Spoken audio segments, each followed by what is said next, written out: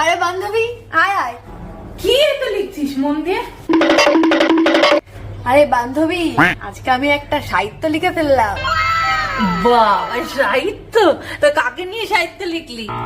একটা অসহায় গরুকে নিয়ে লিখলাম। গরুকে নিয়ে আবার সাহিত্য? বাহ বাহ, একটু পড়ে শোনা দেখি। প্রথম পাতায় লিখেছি, একটা অসহায় গরু সকাল থেকে খাওয়া শুরু করলো। তারপর? আর শেষ পাতায় লিখেছি, সেই অসহায় গরুটা বিকালে খাওয়া শেষ করলো। তা এই মাঝখানের পাতাগুলো কি লিখেছিস সেটা তো বল।